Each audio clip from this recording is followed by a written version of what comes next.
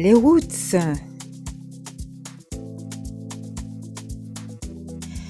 Mes chers Roots, bienvenue à ce podcast qui va précéder une série d'autres podcasts dans lesquels je me permets de vous inviter à une introspection.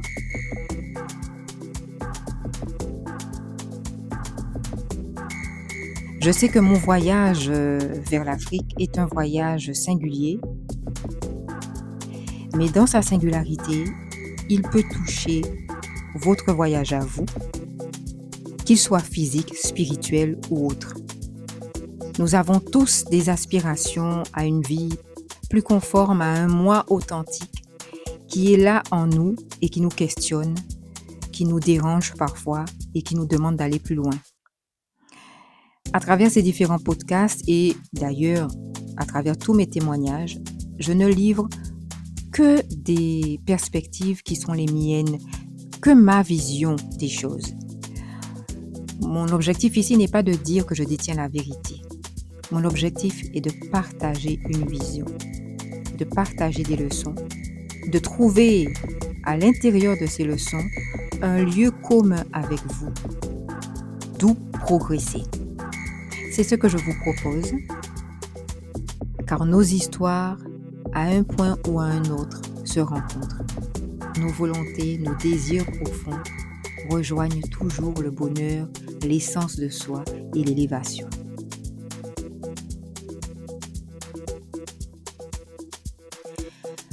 Comme à l'accoutumée, j'aime bien préciser que j'emploie un « je », mais je veux vous rappeler que ce « je », il est pluriel.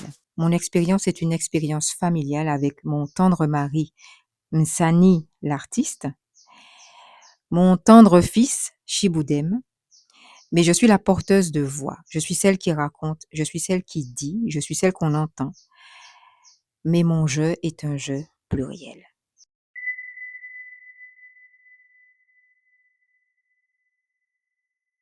Revenir en Afrique, est-ce vraiment un retour? Et si c'est un retour à quoi? Pourquoi est-ce que je pose cette question? Tout simplement parce que quand on fait ce chemin du retour, et le mot lui-même indique que l'on revient à quelque chose, on a ce sentiment de revenir à un espace perdu, on a ce sentiment de récupérer, d'aller récupérer quelque chose qu'on a perdu. Alors évidemment, on part sur la trace des ancêtres, on veut récupérer cette identité, on veut récupérer ces éléments du puzzle qui nous manquent. Mais cette question-là, elle se pose à un moment donné parce que une fois qu'on a fait le voyage, en tout cas en ce qui me concerne, une fois que j'ai fait ce voyage du retour, je me rends compte que les pièces du puzzle 4 ans après sont toujours manquantes. Ces ancêtres auxquels j'ai demandé de me ramener m'ont bien ramené, mais ils ne m'ont pas ramené à ce que je croyais. Ils m'ont finalement permis de me rendre compte que l'énigme à résoudre, c'était moi-même et que eux, ils m'accompagnaient dans l'invisible pour résoudre cette équation-là. Je pensais retrouver des éléments sur eux, je pensais pouvoir mieux comprendre qui ils étaient à partir d'éléments que j'aurais pu trouver ici, au Bénin, ou quelque part sur le continent. Mais ce qu'ils m'ont révélé, c'est qu'en fait, cette trace d'eux, elle est déjà en moi, elle est déjà dans mon ADN, je la porte déjà en moi et que je n'ai pas à la chercher. Beaucoup m'ont dit, va à Ouida. Tu as déjà fait le parcours de Ouida? Tu es déjà allé sur la trace des ancêtres à Ouida? On y ressent des choses incroyables, c'est un parcours qu'il faut faire, c'est particulier. Mais à l'intérieur de moi, ça ne résonnait pas et ça ne résonne toujours pas. Les ancêtres me disent, non, on n'est pas là-bas. C'est pas là-bas que tu vas savoir qui on était, c'est pas là-bas que tu vas comprendre qui on était. Là-bas, il y a nos ombres, notre errance, notre perdition. Et ça n'est pas l'héritage que nous voulons te laisser. Ça n'est pas la trace de nous que tu dois garder. Notre héritage, notre force, notre dignité, notre sang coule dans ton ADN, dans tes veines. Nul besoin de retourner là-bas. La porte du retour, c'est toi.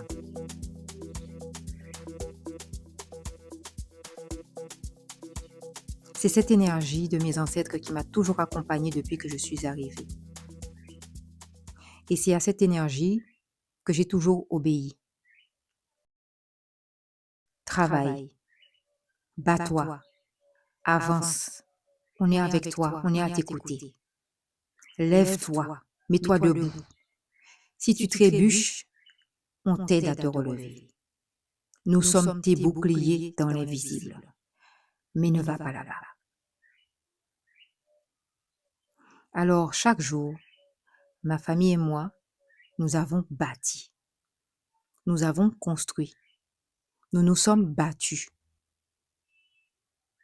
Nous avons fait travailler ce sang, mais cette fois-ci pour nous, pour notre élévation, et pas pour servir l'autre. C'est dans ça que tu nous honores. C'est dans ça que tu nous fais vivre, dans cet élan de la vie que tu portes en toi. Dans cette marche vers l'avant. Ce qu'ils appellent Sankofa, pour nous, ça ne résonne pas. Sankofa n'a la tête tournée qu'en arrière. Sankofa est un drôle d'oiseau. Où as-tu déjà vu un oiseau qui vole dans une telle position? Sankofa ne peut pas voler. Et donc, Sankofa est prisonnier. Tu dois tordre le cou à ce Sankofa. Tu dois lui tourner la tête vers l'avant pour qu'il enfin avance. On ne peut pas aller vers le futur à reculons. Ton passé, il est dans ton ADN. Tu n'as pas besoin de le chercher dans les livres. Tu n'as pas besoin de le chercher à l'extérieur. Ton passé, il est en toi. Et ton futur, il est à bâtir. Nous, nous sommes là, en toi, pour t'aider à construire demain, car ton demain, c'est notre demain. Et c'est notre meilleure façon de faire alliance avec toi. Tu es notre nouvelle corde. Et nous venons tisser avec toi vers le futur. Les ancêtres me parlent sans arrêt. Les ancêtres sont là, ils sont vivants. Et ma façon à moi de les honorer, ça n'est pas d'être dans un retour. C'est en étant dans la continuité de qui je suis. Car en continuant, eux, ils marchent. En bâtissant, eux, ils perdurent. Et ensemble, on avance. Mon Sankofa à moi, non, pour moi, Sankofa n'existe pas.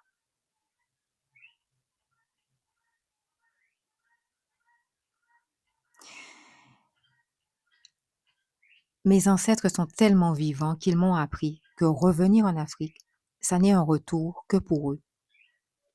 Qu'à travers moi, que grâce à moi, ils peuvent de nouveau être sur ce continent qu'ils ont aimé. Sur eux, je peux toujours compter. Ils sont mon armée sans faille, celle que personne ne voit, et c'est pour ça qu'elle est puissante. La vie se vit au présent. Le passé est dans ton ADN. L'histoire est inscrite dans ton sang. Aucun livre ne te dira la vérité, mais ton sang la connaît. Ta mémoire est rouge comme la terre sous tes pieds. Le passé se rejoint au présent, dans ce que tu fais, dans ta manière d'avancer. En toi, nous sommes un héritage vivant et c'est dans ta continuité que nous nous inscrivons, pas dans le passé. En toi, nous sommes revenus. En toi, nous poursuivons. Nous transformons nos énergies en pont vers l'avenir. Célèbre-nous dans tes projets, célèbre-nous dans ta foi pour demain, célèbre-nous par ta beauté fertile, célèbre-nous demain, pas hier. C'est comme ça que nous sommes fiers.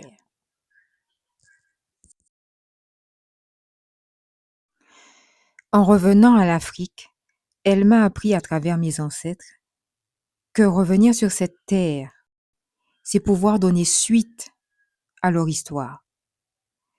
C'est pouvoir construire. C'est pouvoir apporter des perspectives à partir de l'expérience au présent. Et que le passé est à l'œuvre dans mon présent à travers mes actions. L'Afrique m'a appris que tourner la tête éternellement en arrière est un handicap. Que le passé est révolu et que ces leçons sont inscrites à jamais en chacun de nous. L'Afrique m'apprend que revenir, c'est d'abord revenir à soi. C'est le seul et véritable retour que je dois effectuer. C'est ce que j'apprends, c'est ce que je retiens de plus précieux. Le retour à moi-même, c'est pouvoir donner la chance à mes ancêtres de vivre aussi des expériences qu'ils n'ont jamais pu vivre. C'est me permettre d'aller plus loin, là où eux, ils n'ont pas pu aller.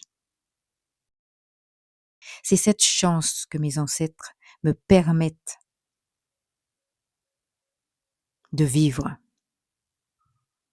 Et je me dois, pour les honorer et pour m'honorer moi-même, de m'accomplir, de vivre, d'avancer, de me connaître moi-même, d'aller à la rencontre de mon essence.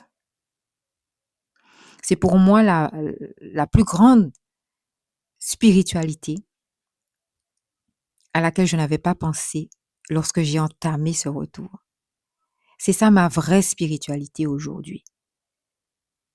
Aller à l'essentiel de moi-même, dans une connexion avec l'invisible et avec la source de toute vie qui me permettent de défaire tous les nœuds, de briser toutes les chaînes, d'effondrer tous les obstacles qui pourraient devant moi se poser. Et donc pour moi, cette question du retour à quoi? Elle est essentielle parce que parfois on se donne des buts illusoires. On pense revenir pour établir un commerce. On pense revenir pour pour avoir une vie matérielle plus grande ici que là-bas.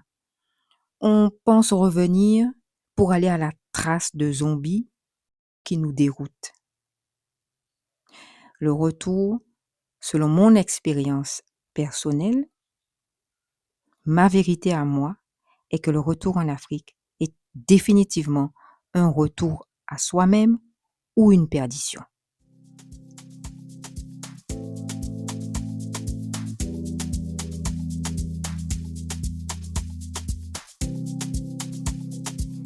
Les Roots, voici ce que j'avais envie de partager avec vous concernant cette question qui me semblait essentielle. Revenir en Afrique, est-ce vraiment un retour? Et si oui, un retour à quoi? N'oubliez pas de liker, de partager et surtout de méditer. À bientôt sur la chaîne de Maman Roots, toujours vers l'essentiel.